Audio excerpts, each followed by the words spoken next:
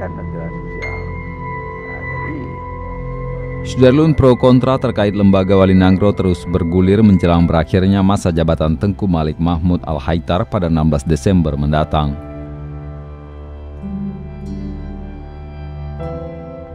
Hingga saat ini belum diketahui pasti bagaimana kelanjutan jabatan sosok pemangku adat Aceh ini untuk 5 tahun ke depan. Keberadaan lembaga Wali Nangro pada dasarnya sangat penting karena wujud dari simbol Aceh. Namun, ia mengatakan saat ini keberadaan lembaga pemangku adat ini belum menunjukkan eksistensinya yang begitu baik sehingga muncul sikap apatis dari masyarakat terkait keberadaannya. Saya melihat bahwa masalah Wali Nangro ini ditutup-tutupi, tidak transparan. Rakyat nggak tahu apa-apa. Tiba-tiba udah muncul Wali Nangro, tiba-tiba udah habis masa jabatan. Itu pun orang nggak tahu. Tiba-tiba udah ada Wali Nangro yang baru atau Wali yang Nangro yang lama naik balik. Itu semua di luar pengetahuan daripada masyarakat. Coba dibandingkan dengan misalnya caleg aja, jangan kita bilang gubernur atau presiden, udah jauh-jauh sebelumnya dipersiapkan. Gambar-gambar isu-isu begitu udah ada di jalan-jalan protokol di mana-mana.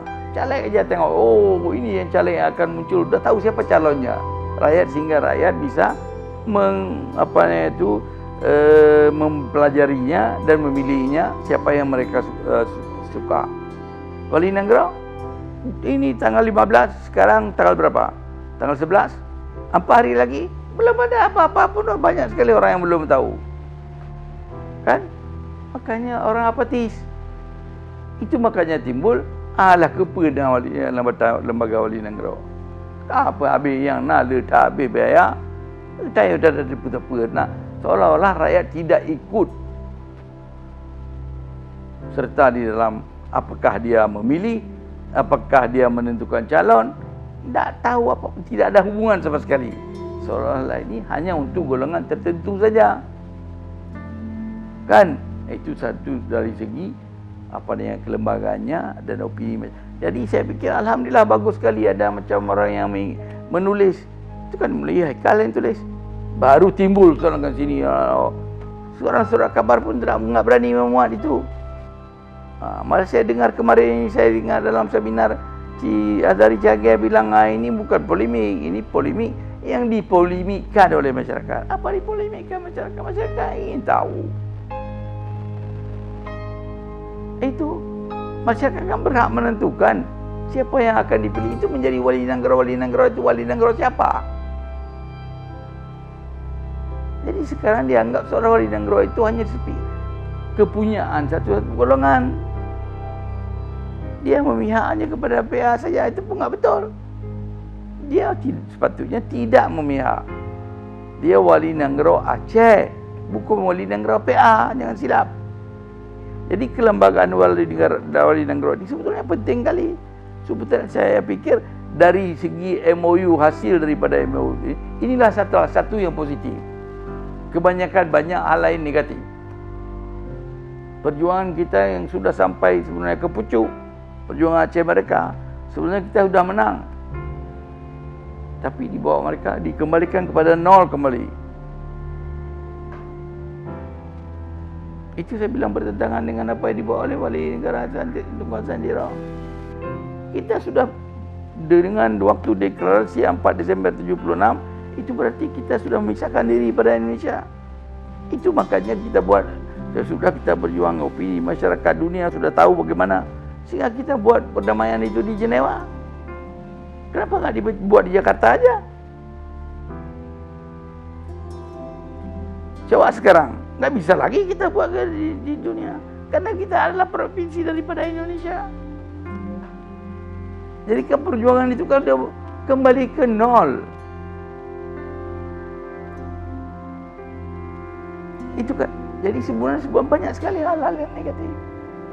Yang positif, tapi dengan adanya lembaga Wali Nangro, itu salah satu peristiwa yang baru yang tidak ada sebelum Aceh mereka. Sejak 45 paling-paling ada dia kasih kita daerah istimewa Aceh. Dalam apa istimewanya? yang kemudian dikutak-katik lagi, diulang lagi begini, kasih otonomi ni, kasih otonomi sana. Tapi coba, itu makanya berontak.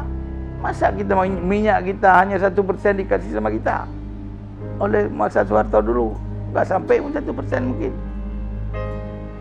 Kita yang ada bangun kedai Jakarta, tak salah dia. Anak draw reda ini, anak kau dah bibu. Anak draw dah nampak di kulai ini, anak kau dah sebelah. Tak kira bulan Nanggro. Siapa yang akan memimpin perjuangan sesudah wali enggak ada misalnya, sudah kami buat orang-orang yang hierarkinya menurut hierarki kepemimpinan. Itu waktu enggak ada Tunkuasan, Dr. Mutar. Yang senior sesudah Tunkuasan. Lepas itu Guilias Lebay. Lepas itu yang saya, giliran saya. Sesudah giliran saya, Zaini. Lepas Zaini, Zubir. Itu sampai situ aja kami baru susun. Dan enggak ada. Karena dia enggak ada di sini. Dia enggak ada pernah berjuang satu hari pun di Rimba.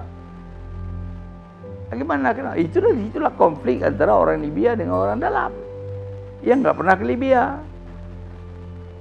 Itu coba baca kalian. Situ timbul konflik. Kenapa orang-orang yang di dalam ni digeser semua? Itu karena saya pikir ini saya sudah lama di luar negeri. Saya sudah tua. Jadi saya terserah kepada rakyat lah. Karena itu bukan wewenang saya untuk menunjuk saya menjadi artinya wali Nanggro kan. Saya enggak ada tabiat begitu. Kalau kalian memang menganggap saya masih mampu, memang perlu untuk mempersatukan Aceh kembali, insya-Allah saya bersetuju aja. Meskipun saya sudah bersetuju, maksudnya dengan catatan kalian harus bantu saya. Itu karena sendiri saya enggak mampu, apalagi melihat keadaan masyarakat Aceh yang cukup terpecah belah sekarang. Ulama aja terpecah belah. Ulama aja payah kita. Coba aja sekarang. Coba semayang pergi mengenai tarawih mantai yang kajamun kon. Kata semayang ni lagi biasa. Yang 8 rakaat, yang 20 rakaat. Terus orangnya mantai gaji ke bicah belah lah. Idonya lain Bandung Taban. So yang ikut 20. Silakan. Yang pegang 8 silakan. Pergi nak pakai tapi rara tu. Letak musuh dari orang yang ingin kita orang pakai. Yang Kristian kata ibu Kristian dayo, awak komunis ibu komunis dayo, awak yang hanya percaya agama lagi LBJT macam-macam yang pengaruh demi dayo orang yang narkoba letak buat yang payah dah selain Islam. Pasti kita maunya badu kadu tak apa klok-klok tapi tu gara-gara yang cabang-cabang. Kan pokok akidah haji. Kan yang penting jadi letak buat memang. Letak buat. Maka haji dia fikir lu menyegubernur hanya cocok. Air dah fikir. Baik awaknya yang bangun. Kita yang penting rekan masyarakat tak buat sad. Masyarakat tak buat sad. Maksudnya Islamnya, syariatnya kita berjalankan. Jadi betul di dunia kita yang betul, yang terima lepas tu, akhirat yang tengok alhamdulillah. InsyaAllah dia terima. Satu-satunya kita yang tidak ada zaman dulu, inilah lembaga Wali Nanggro. Dan kalau lembaga Wali Nanggro ini betul-betul kita jalankan, insya-Allah kita bisa, artinya banyak yang dapat kita berbuat. Terutama sekali ini syariat Islam. Karena syariat Islam ini termasuk di situ saya fikir. Itu sebagai jati diri kita. Jadi di dalam lembaga Wali Nanggro inilah kita bisa laksanakan jati diri orang Aceh yang dapat kita perjuangkan di pusat dan di dunia pada umumnya. Di luar itu susah. Karena kalau di dalam gubernuran misalnya di dalam tidak ada.